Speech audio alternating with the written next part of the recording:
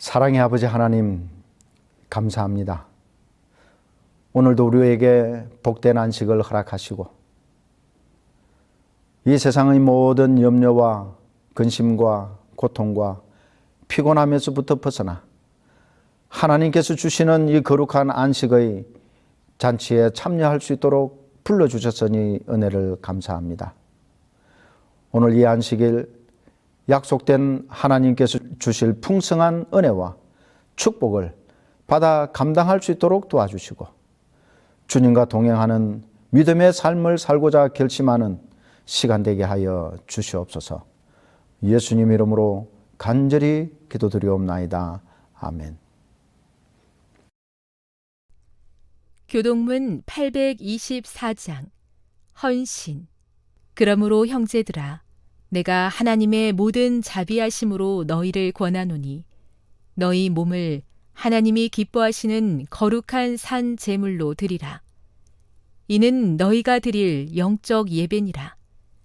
너희는 이 세대를 본받지 말고 오직 마음을 새롭게 함으로 변화를 받아 하나님의 선하시고 기뻐하시고 온전하신 뜻이 무엇인지 분별하도록 하라. 너희가 그리스도와 함께 다시 살리심을 받았으면 위의 것을 찾으라. 거기는 그리스도께서 하나님 우편에 앉아 계시느니라. 위의 것을 생각하고 땅의 것을 생각하지 말라.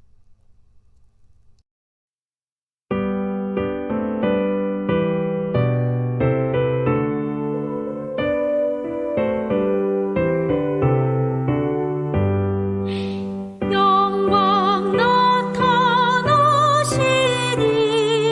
주님 찬양하라.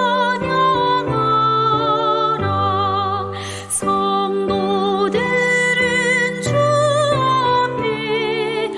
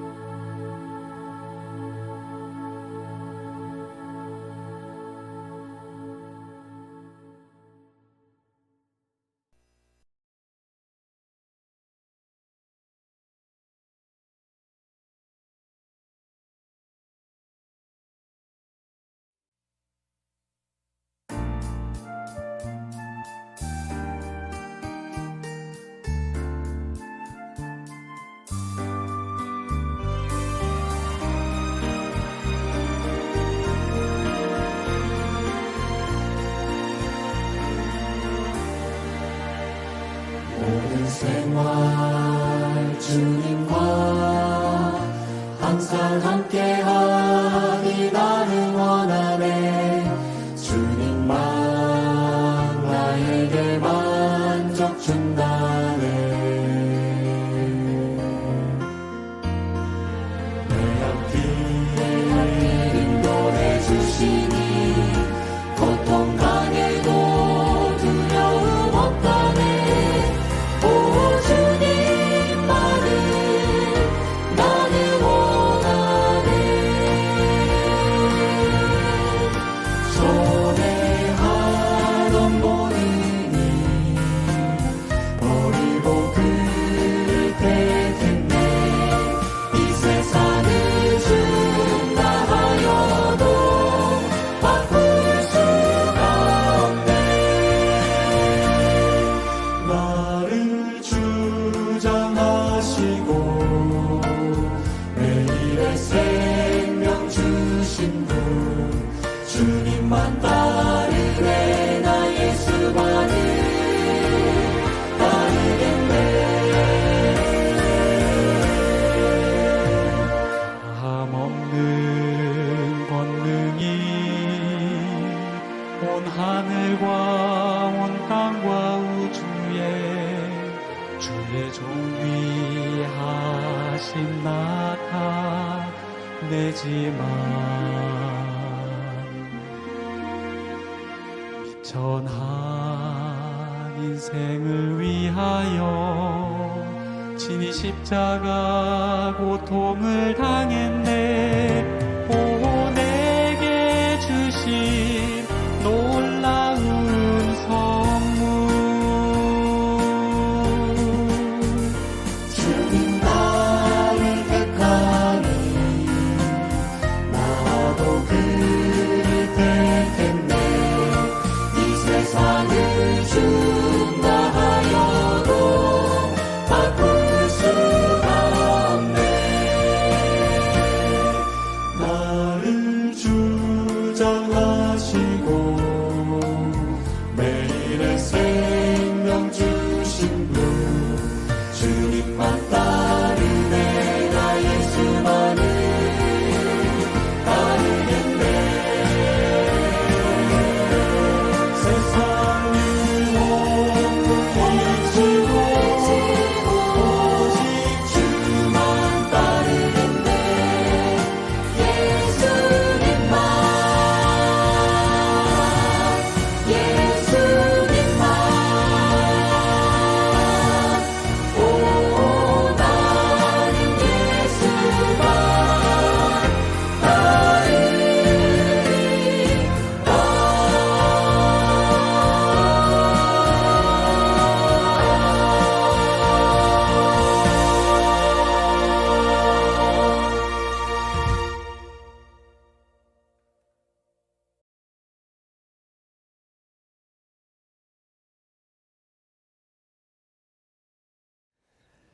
한 믿음과 한 소망 안에서 한 가족된 재림 성도 여러분, 지난 한 주일도 하나님의 은혜 아래 따뜻하고 평안하고 건강하게 잘 지내셨습니까? 이 행복한 안식일에 하나님께 예배드리기 위해 기쁜 마음으로 주의 전을 찾아오신 모든 성도님들을 진심으로 환영합니다. 또한 여러 가지 형편과 사정으로 영상을 통해 예배에 참석하시는 분들에게도 동일한 하나님의 은혜와 축복이 임하시기를 기도합니다. 여러분들은 천안이라고 하면 가장 먼저 생각나는 것이 무엇입니까? 개인마다 경험과 추억과 지식에 따라 다를 수 있습니다. 저는 천안이 고향도 아니고 친구나 친척들이 살지도 않는 완전히 제3자입니다. 그런데 천안하면 바로 생각나는 것이 호두과자입니다. 지금은 간식거리가 많고 먹을 것이 어디서나 원하는 것을 마음대로 구할 수 있지만 불과 30, 40년 전만 해도 그렇지 않았습니다. 그때 여행객들이나 일반인들에게 가장 인기 있는 품목 중에 하나가 바로 호두과자였습니다. 호두와 파당금 그리고 밀가루로 만든 참 맛있는 간식거리였습니다. 지금도 고속도로 휴게소, 기차역 또는 버스터미널에서 호두과자를 팔지 않는 곳이 없을 정도입니다. 그리고 추운 겨울 날씨에는 사람들이 웬만큼 다니는 곳에는 꼭 호두과자를 구워서 파는 분들이 있습니다. 이 천안의 호두과자는 1934년 당시 제빵 기술자였던 조기금 씨와 부인 신복순 씨가 만든 순수 우리나라 과자였습니다. 그런데 사실 과자라기보다는 빵에 더 가까운 것 같습니다. 여하튼 1934년부터 이 호두과자를 만들기 시작했으니 올해로 벌써 90년이 넘는 역사를 가지고 있고 현재까지 여전히 온 국민들이 즐겨 먹는 간식이니 참 대단한 과자입니다. 지금은 이 호두과자를 만들었던 두 부부는 다 돌아가시고 그 손녀인 조인숙 씨가 사업을 물려받으면서 학화 호두과자로 변경하여 지금도 그 맛과 전통을 이어가고 있습니다. 이 조귀금 씨의 부인인 신복순 씨는 아주 신실한 그리스도인이었습니다. 남편이 죽고 난 후에 이 사업을 혼자서 맡아 하게 되자 하나님께 서원을 했습니다. 그 서원은 수입의 절반을 하나님께 드리겠다는 것이었습니다. 그런 서원과 함께 시작된 이 사업은 계속해서 크게 번창하였고 그녀는 서약한 대로 순수익의 절반을 교회에 드려 천안 인근에 10여 개의 교회를 세워 하나님과의 약속도 지키고 하나님께 영광 돌리는 삶을 살았습니다. 과자 만드는 기술 하나로 행복한 삶을 살고 이웃을 위해 봉사하며 산 좋은 모범입니다. 실제로 우리 재림교회 내에도 이처럼 하나님을 위해 자신의 것을 드리고 하나님의 영광을 위해 헌신하신 분들이 매우 많이 있음을 인해 참 감사하게 생각합니다. 하나님께서는 이처럼 별 볼 일 없는 것처럼 보이는 사람, 화려한 경력이나 대단한 배경을 가진 사람들은 아니지만 그 마음을 온전히 하나님께 바치고 가진 것이 비록 보잘것없다 하더라도 그것을 하나님의 영광을 위해 사용하고자 하나님께 드릴 때 하나님께서는 크게 사용하신다는 것을 알 수 있습니다. 그리고 비록 지극히 평범하고 사소한 것이라 할지라도 그것을 하나님을 사랑하고 이웃을 사랑하는 일에 쓰여지기를 바라는 마음을 가진 사람들을 택하셔서 그 사소한 것으로 그리고 그 평범한 것으로 위대한 일을 이루실 것입니다. 먼저 오늘 본문의 말씀을 읽어 드리겠습니다.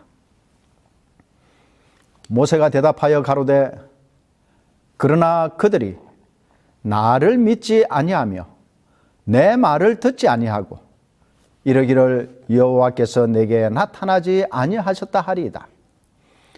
여호와께서 그에게 이르시되 내 손에 있는 것이 무엇이냐? 그가 가로되 지팡이니이다. 여호와께서 가라사대 그것을 땅에 던지라. 곧 땅에 던지니 그것이 뱀이 된지라. 모세가 뱀 앞에서 피하며 여호와께서 모세에게 이르시되 내 손을 내밀어 그 꼬리를 잡으라. 그가 손을 내밀어 잡으니 그 손에서 지팡이가 된지라. 출애굽기 4장 1절부터 4절에 있는 말씀입니다. 저는 오늘 이 본문의 말씀을 기초로 내 손에 있는 것이 무엇이냐 라는 제목으로 함께 은혜를 나누고자 합니다. 여러분, 이 성경에는 참 많은 사람들이 등장합니다. 그 중에 이름이 언급되어 있는, 이름이 기록된 사람은 몇 명 정도 된다고 생각하십니까? 대한성서공회가 공식적으로 발표한 인명사전에 의하면 1888명입니다.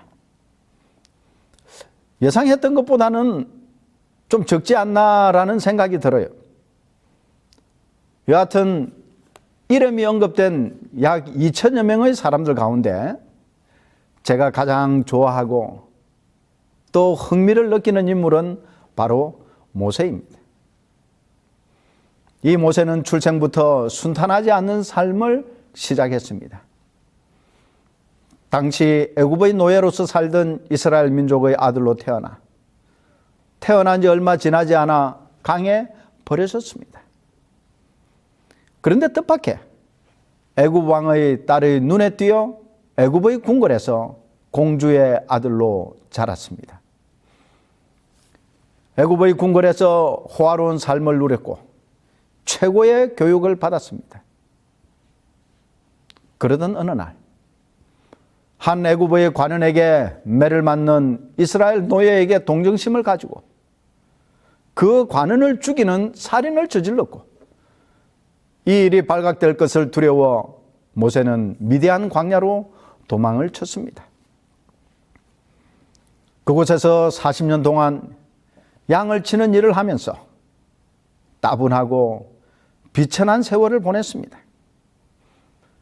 애굽 왕 바로의 공주의 아들로서 호화로운 삶을 살다가 어느 날 갑자기 광야에서 양을 치는 양치기로 사는 삶을 살게 되었으니 소설이나 드라마에서나 나올 법한 이야기가 아닐 수 없습니다. 그런데 40여 년이 지난 어느 날 하나님께서 갑자기 모세에게 나타나셔서 애굽과 바로의 지배하에 노예로 살던 이스라엘 자손을 애굽에서 인도하여 내게 하겠다고 말씀하셨습니다. 이 하나님의 말씀을 듣고 모세는 깜짝 놀랐습니다. 너무나 뜻밖이었고 또 애굽으로 돌아간다는 것이 두렵고 자신의 처지가 보잘것없음을 알기에 변명을 하면서 자신은 못하겠노라고 거절했습니다. 그가 한 변명을 보면 첫 번째는 나같이 별 볼 일 없는 사람이 어떻게 민족 해방 운동을 지도할 수 있겠느냐 는 것이었고, 두 번째 변명은 이스라엘 백성들이 누가 너를 보냈느냐고 하면 할 말이 없다는 것이었습니다. 세 번째, 자신이 이스라엘 백성들을 애굽의 종에서부터 구원하겠다고 하면 이스라엘 백성이나 바로 왕이 전혀 믿지 않을 것이라고 했습니다. 그리고 네 번째, 나는 말을 잘 못합니다 라고 했고, 마지막 다섯 번째로 제발 저 말고 다른 사람을 보내 그 일을 하게 해달라고 했습니다. 오늘 본문의 말씀은 모세가 세 번째 변명에 대해 하나님께서 대답하신 내용입니다. 매번 변명할 때마다 하나님께서는 모세에게 대답해 주시고 확신과 용기를 갖도록 해 주셨습니다. 첫 번째 변명에는 반드시 너와 함께 있으리라고 약속하셨습니다. 두 번째 변명에는 하나님께서 처음으로 자신의 이름을 모세에게 알려주셨습니다.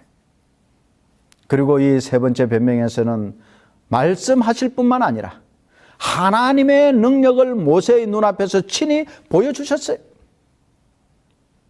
이 모세에게 하나님께서 질문하셨습니다.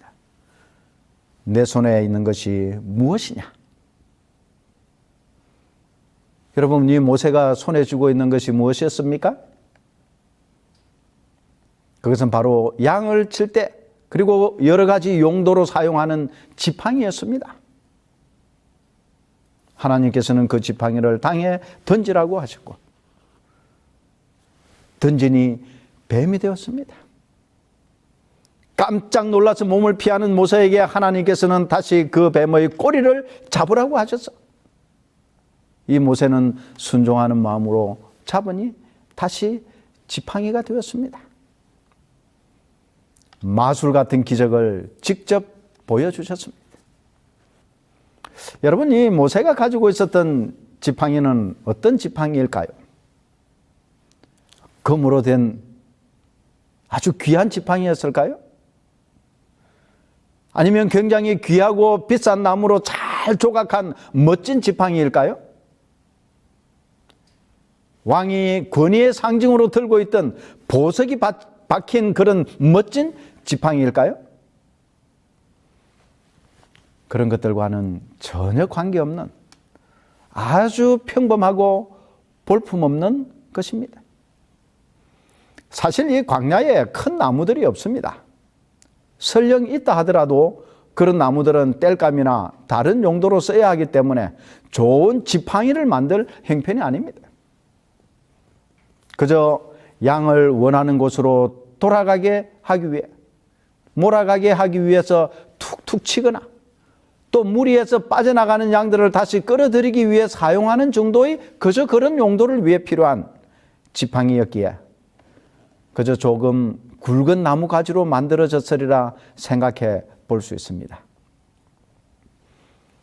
그런데 그 평범하고 보통의 지팡이가 하나님이 함께 하시고 하나님이 사용하셨을 때에 하나님의 지팡이가 되었습니다.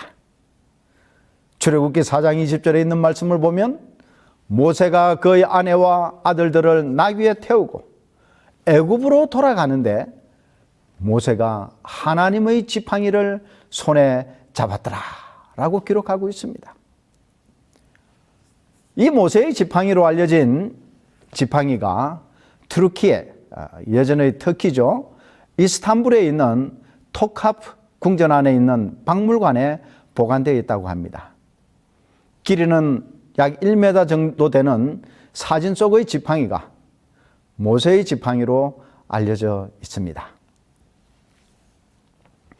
모세가 가지고 있었던 평범하고 볼품없는 지팡이가 하나님이 함께 하실 때 하나님의 지팡이로 바뀌어졌습니다. 금이나 다이아몬드 또는 각종 보석이 장식된 아주 멋지게 만들어진 지팡이로 변한 것이 아니에요. 여전히 똑같은 재질, 똑같은 모양, 변하지 않은 평범한 그대로의 지팡이입니다. 그러나 그 지팡이는 더 이상 양을 치는 데 사용하는 지팡이가 아닙니다. 그 지팡이가 능력의 지팡이가 되었습니다. 그 지팡이가 뱀으로 변하고 홍해를 가르고 반석을 치니 물이 나오는 기적을 행했습니다. 우리가 가진 지극히 작고 평범한 것이라도 하나님께서 함께 하시면 그것으로 위대한 능력을 행할 수 있다는 교훈을 얻게 됩니다. 호두과자 만드는 그 평범한 일을 통해 하나님께 큰 영광을 돌리고 위대한 봉사를 할 수 있게 된 신복순 할머니처럼 우리가 가진 적은 것, 평범한 것, 사소한 것, 보잘것없는 것도 하나님께서 함께 하시면 큰 능력의 통로가 되는 것입니다. 때때로 우리 자신이 초라하게 여겨질 때가 있습니다. 남보다 많이 배우지 못하고 다른 사람들처럼 부유하지도 못하고 뛰어난 기술이나 능력도 없고 다른 사람과 비교해서 잘난 것, 자랑할 것이 전혀 없어 보일 때가 있습니다. 그러나 하나님께서 함께 하시면 우리는 능력의 사람이 되는 것입니다. 약 3,500년 전에 모세에게 나타나셔서 행하신 하나님의 위대한 능력은 오늘날도 동일하게 보잘것없는 나를 위대한 하나님의 지팡이로 사용하실 수 있다는 약속의 보증이 되는 말씀입니다. 지팡이를 뱀으로 만드시는 기적의 현장에서 하나님께서는 모세에게 두 번의 명령을 하셨어요. 그 첫 번째는 던지라고, 또 한 번은 잡으라는 것입니다. 이 두 번의 명령은 다 실행하기 어려운 것입니다. 던지는 것은 버리는 것이요, 포기하는 것입니다.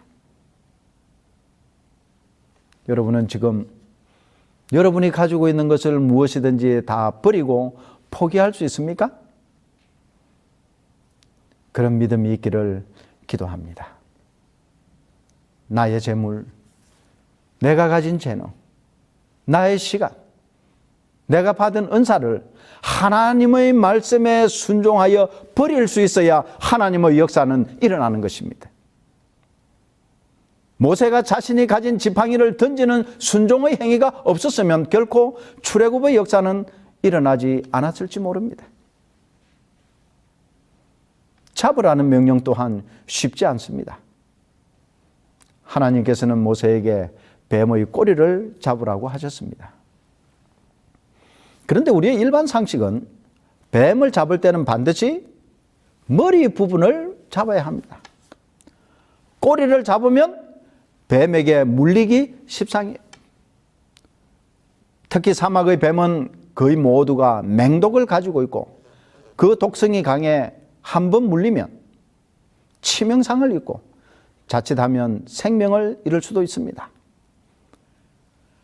그런데 하나님께서 뱀 꼬리를 잡으라니 기가 막힐 일입니다.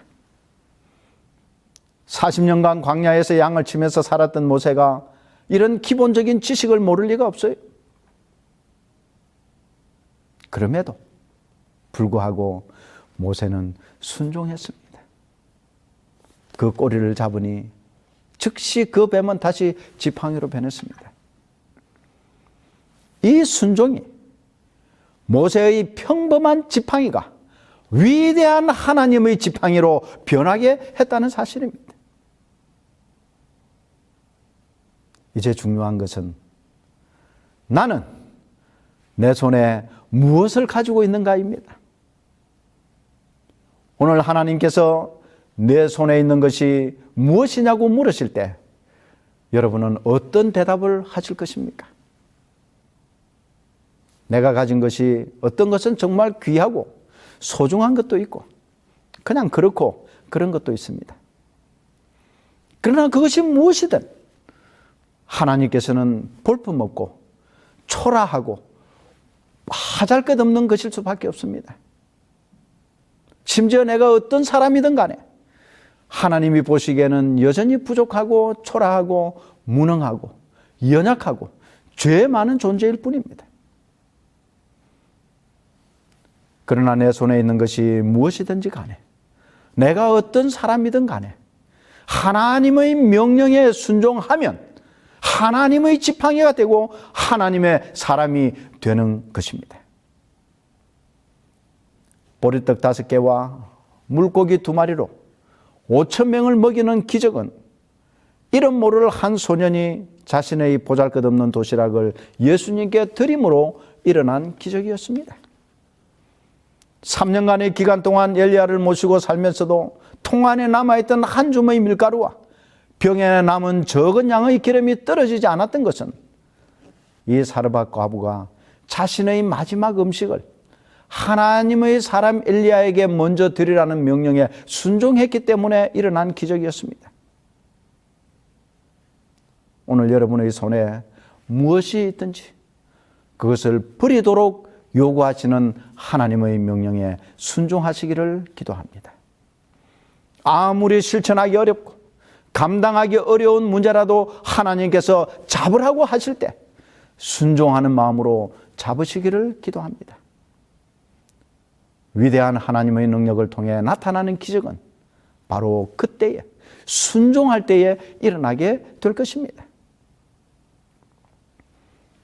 하나님께 드리는 것, 하나님의 명령에 순종하는 것이 하나님의 지팡이, 하나님의 사람이 되는 비결이요, 하나님이 사용하시면 아무리 사소한 것이라도 연약한 사람이라도 위대한 하나님의 능력의 수단이 되고 통로가 된다는 이 변치 않는 사실을 마음에 새기게 되시기를 기도합니다. 런던의 템스 강변에 많은 사람들이 나와 저녁 산책을 즐기고 있었습니다. 그늘진 한쪽 모퉁이에 한 노인이 다 낡아 빠진 바이올린을 들고 연주를 하며 동냥을 하고 있었습니다. 그러나 그 낡아 빠진 바이올린에서 나오는 음악 소리는 사람들이 관심을 가지고 귀 기울여 들을 만큼 아름답지 않았어요. 노인이 벗어놓은 모자에 동전을 던져주는 사람도 별로 없었습니다. 그런데 웬 낯선 신사분이 그곳을 지나가다가 잠시 걸음을 멈추고 노인이 열심히 연주하는 그 모습을 물끄러미 쳐다보다가 노인에게 말을 걸었습니다. 할아버지, 제가 바이올린을 좀 다룰 줄 아는데 제가 할아버지를 대신해 잠시 몇 곡 연주해 드리면 안 되겠습니까? 이 노인은 그렇지 않아도 피곤해서 좀 쉬고 싶었던 참이라 잠시 쉬기로 마음을 먹고 그 낯선 신사분에게 낡은 바이올린을 건네주었습니다. 이 바이올린을 받은 신사는 음을 조율한 다음 천천히 활을 당기기 시작했습니다. 그러자 그 낡은 바이올린에서 놀랍고 신기할 만큼 아름다운 선율의 음악이 흘러나왔습니다. 그 소리를 듣고 지나가던 사람들이 한두 명씩 모여들고 가던 사람들이 걸음을 멈추고 그 연주를 듣기 시작했습니다. 청중들은 그 신사가 연주하는 음악에 금세 매료되었어요. 한 곡이 끝나자 박수가 터져나왔습니다. 두 번째 연주가 끝났을 때 감동을 받은 몇몇 사람들이 눈물을 흘리기도 했습니다. 그러는 사이 점점 더 많은 사람들이 모여들었어요. 노인은 자기가 벗어놓은 모자를 들고 사람들에게 다가가 그 모자를 내밀었습니다. 모두가 주머니와 지갑에서 돈을 꺼내 그 노인의 모자에 넣었어요. 순식간에 돈이 모자에 수북히 쌓였습니다. 그것도 동전 한두 푼이 아니라 지폐가 가득했고 몇몇 사람은 아주 많은 돈을 그 모자에 넣었습니다. 이 신사분은 그의 연주를 다 끝내고 마치 공연장에서 하듯 정중히 허리를 숙여 청중들에게 인사를 했습니다. 그때 군중 가운데 한 사람이 큰 소리로 외쳤어요. 아, 저 사람은 파가니니다. 니콜로 파가니니는 바이올린의 귀재로 심지어 공연 중 바이올린 줄이 끊어진 채로 완벽한 연주를 하기도 했던 그런 사람이었습니다. 그는 바이올린의 마술사로 불리는 사람이었어요. 볼품없는 악기도 위대한 음악가의 손에 들려질 때 감동적인 선율이 흘러나올 수 있습니다. 내가 가진 것이 하나님의 것이 되게 해달라고 기도하며 주님께 드리십시다. 나 자신을 하나님께서 사용하시도록 기도하며 하나님께 우리 자신을 드리도록 하십시다. 너희 몸을 하나님이 기뻐하시는 거룩한 산 제사로 드리라. 이는 너희가 드릴 영적 예배니라. 내가 가진 것뿐만 아니라 나 자신을 온전히 하나님의 손에 드리는 것을 하나님께서는 원하십니다. 내 손에 있다고 그것이 다 내 것이 되는 것이 아니에요. 하나님께 드린 것만이 내 것임을 잊지 마시기를 바랍니다. 내가 가진 것을 하나님께 드리고 나 자신을 하나님께 드리고 하나님의 말씀에 순종할 때 일어나는 그 기적을 경험하는 여러분과 제가 되기를 기도하며 오늘의 말씀을 줄이겠습니다. 기도하시겠습니다. 사랑과 자비가 많으신 우리의 하나님 아버지, 오늘 우리 자신을 하나님께 드리기를 주님께서 원하시고 우리가 가진 모든 것을 주의 영광을 위하여 바치기를 원하시는 우리 하나님의 말씀에 순종하는 저희들이 되게 해 주시옵소서. 내 것을 내 것이라고 주장하지 않게 하시고 하나님의 손에 돌려드리게 하시고 우리 자신을 거룩한 산제단의 산제물로 드리게 하셔서 하나님 사용하시는 도구가 될 수 있도록 축복해 주시옵소서. 그리하여 내가 가진 비천한 것, 보잘것없는 것, 평범한 것이 주의 영광을 위하여 큰 능력의 도구가 되게 하시고 우리 자신이 하나님의 축복의 통로가 될 수 있도록 은혜 더하여 주시옵소서. 예수님 거룩하신 이름으로 감사하며 간절히 기도드리옵나이다. 아멘.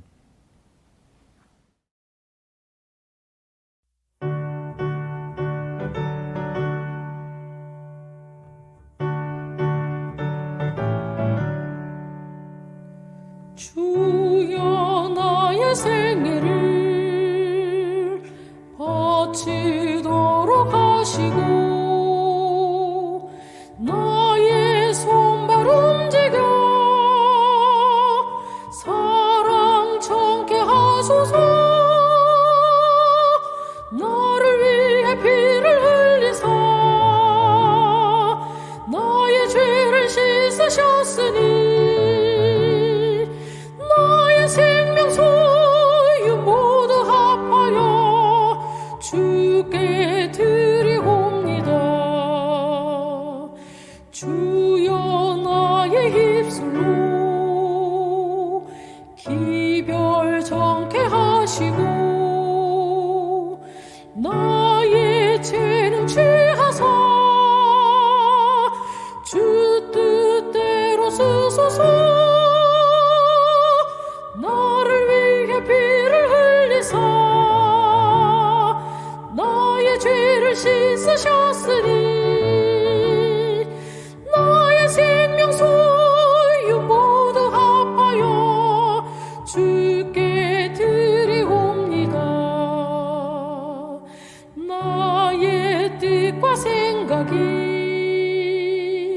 주 뜻 되게 하시고 나의 마음을 바치어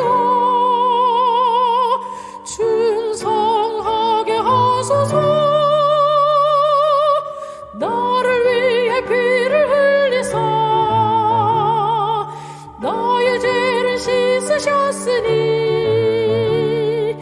나의 생명 소유 모두 합하여 주께 드리옵니다. 나의 온갖 사랑을 모두 주께 바치며 영원토록 주 위에 몸드리려 합니다. 나를 위해 피를 흘리사 나의 죄를 씻으셨으니 나의 생명 소유 모두 합하여 주께 드리옵니다.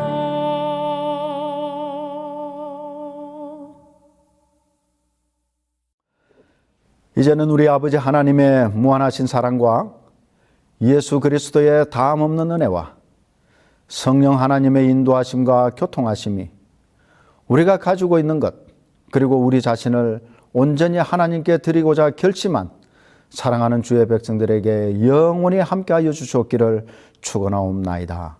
아멘.